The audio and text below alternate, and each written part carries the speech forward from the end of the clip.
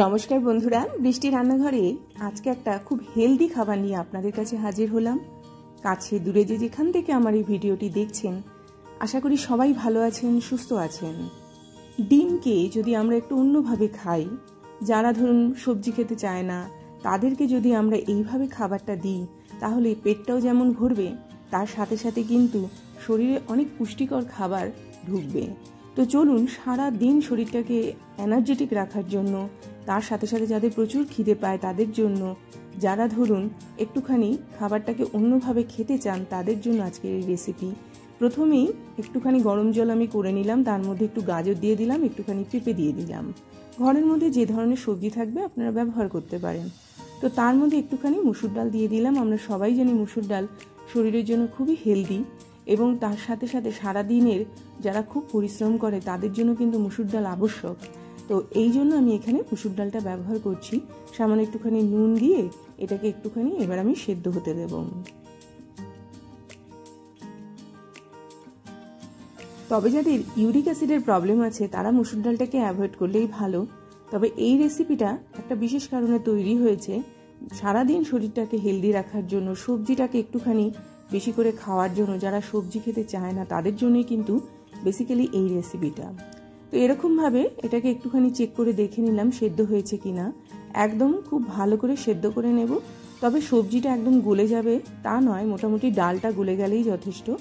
এবারে যেটা করতে হবে, এটাকে ভালো করে নাড়াচাড়া করে নিয়ে দেখুন একদম ডালটা গলে গেছে, মানে আমার এটা একদম রেডি হয়ে গেছে এবং সবজিটাও অনেকটা পরিমাণে গলে গেছে। আমি এবার এটাকে নামিয়ে নিয়ে একটুখানি ঠান্ডা করে নেব। ঠান্ডা করে নেওয়ার পরে কিন্তু আমি মিক্সির মধ্যে এর একটা পেস্ট তৈরি করব। তার মানে এটা বেসিক্যালি পুরো রেডি হয়ে গেল, সেদ্ধ হয়ে গেল।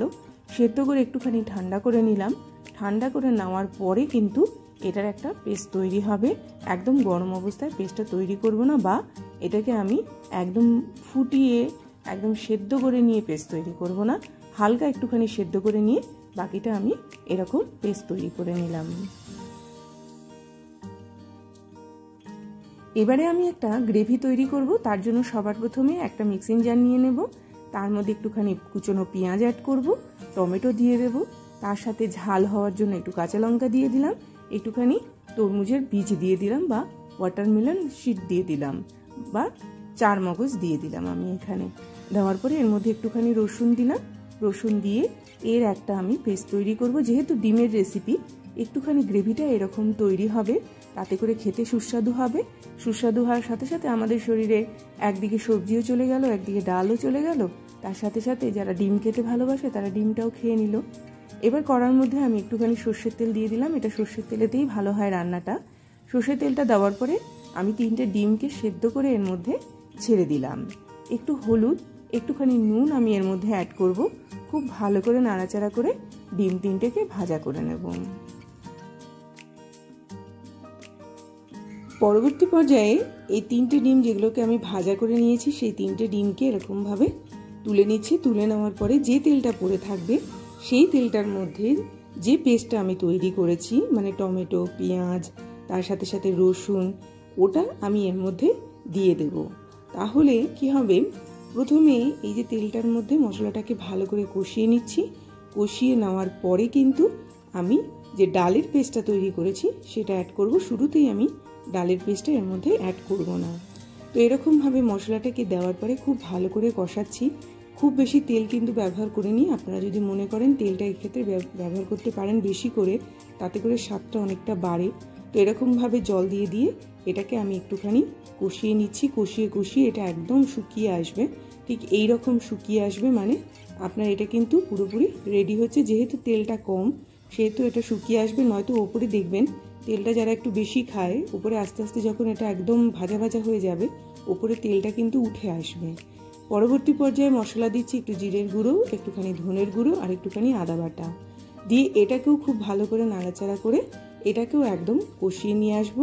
বুঝতেই পারছেন অসম্ভব টেস্টি একটা খাবার, তার সাথে সাথে শরীরের জন্য অনেকটা হেলদি একটা খাবার। ভালো করে কষিয়ে কষিয়ে কষিয়ে কষিয়ে এটাকেও একদম শুকনো করে নিয়ে আসবো, একদম ভাজা ভাজা মতো করে নিয়ে আসবো। ডিম তো আমরা সবাই খাই, কিন্তু ডিমের সাথে যদি আমরা একটুখানি সবজি খেতে চাই, এবং যারা ধরুন সবজি খেতে ভালোবাসে না, সবজিটা দেখতে চায় না, তাদের কিন্তু আপনারা এইরকমভাবে সবজিটাকে খাওয়াতে পারেন। এর জন্য আপনারা যে কোনো ধরনের সবজি এখানে অ্যাড করতে পারেন। ও এরপরে যেটা করছি সেটা হচ্ছে এই ডাল দেওয়ার পরে এটাকেও কষিয়ে নেব, একটু ভাজা ভাজা মতো করে নেব, একটু শুকিয়ে নেব। এটা এমনভাবে কষানো হবে যে কষাতে কষাতে কষাতে কষাতে এটা একদম ছোট হয়ে আসবে এবং তার সাথে সাথে এটা কিন্তু একদম খুব সুন্দর একটা টেস্ট আসবে। তো যেহেতু এর মধ্যে চারমগজ রয়েছে, যেহেতু এর মধ্যে রসুন রয়েছে, গন্ধটাও সুন্দর আসবে, তার সাথে সাথে খেতেও সুস্বাদু লাগবে। চিনি আমি এক্ষেত্রে ব্যবহার করিনি, আপনাদের যদি মনে হয় আপনারা চিনি এক্ষেত্রে ব্যবহার করতে পারেন, তবে এটা নর্মালি খেতেই ভালো লাগে। তো এইরকমভাবে ভালো করে এটাকে কষিয়ে নিয়ে একটু একটু করে জল দিয়ে দিয়ে কষালাম। সবার শেষে পরিমাণ মতো জল দিয়ে দিলাম, দিয়ে এটাকে ভালো করে নাড়াচাড়া করে নেব। নাড়াচাড়া করে পুরো গ্রেভিটাকে এইরকম জলের সাথে কিন্তু মিশিয়ে দিতে হবে। খুব ভালো লাগবে যখনই আপনারা খাবেন, এটা সব কিছুর সাথে ভালো লাগে, ভাতের সাথে ভালো লাগে, রুটির সাথে ভালো লাগে। যারা ভাত ভীষণ ভালো খেতে ভালোবাসে তারা এটা সঙ্গে নিয়ে খেতে পারেন, তারা রুটির সাথেও এটা ভালো লাগে, তার সাথে সাথে আপনার রুমালি রুটির সাথে ভালো লাগবে। তো এইরকমভাবে, বা যারা ধরুন একটুখানি স্যুপ টাইপের খেতে ভালোবাসেন, রাত্রেবেলা হালকা খেতে ভালোবাসেন, তারা কিন্তু এক বাটি করে এটা খেতেই পারেন। খুব ভালো করে নাড়াচাড়া করে নিয়ে এটা একদম আমার রেডি হয়ে গেল। ঢেকে দেব মোটামুটি 10 মিনিটের জন্য। এটা একদম রেডি হয়ে গেছে, দেখুন ফুটতে শুরু করেছে এবং অনেকটা পরিমাণে ডিমের ভেতরে কিন্তু এর রসটাও ঢুকেছে, কেননা ডিমের গাটা আমি একটুখানি চিড়ে চিড়ের মতো দিয়েছিলাম। তো এইরকমভাবেই কিন্তু একটা খুব সুন্দর রেসিপি আপনারা অনায়াসে তৈরি করতে পারেন। মুখটা খোলা অবস্থাতে আমি আরেকটুখানি ফুটিয়ে নিচ্ছি। আপনারা এখানে দুটো জিনিস আরও অ্যাড করতে পারেন, একটা হচ্ছে মাখন, নয়তো ঘি আপনারা ব্যবহার করতে পারেন। আমি শাহি গরম মশলা দিয়ে দিলাম। ভালো করে নাড়াচাড়া করে নিয়ে 2 মিনিটের জন্য রেখে দেব। গ্যাসটা অফ করে রাখার পরে তারপরে আমি পরিবেশন করব। এবং এটা একদম গরম গরম খান, ভাতের সঙ্গে তো খুবই ভালো লাগে। তাছাড়া যারা ধরুন পোলাও খাচ্ছেন, ফ্রাইড রাইস খাচ্ছেন, তারাও কিন্তু সাইড ডিশ হিসাবে এটাকে রাখতে পারেন। এটা অসম্ভব সুস্বাদু একটা খাবার।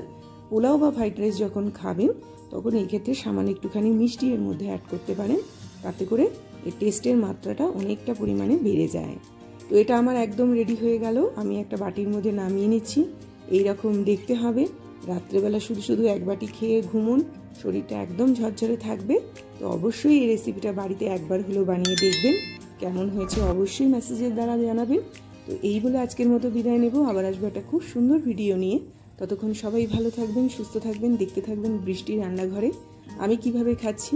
2খানা রুটি নিয়ে নিলাম, তার সাথে সাথে গ্রেভিটা নিয়ে নিলাম, এরকমভাবে পাশে 2টো শসা নিয়ে আসলাম তাহলে।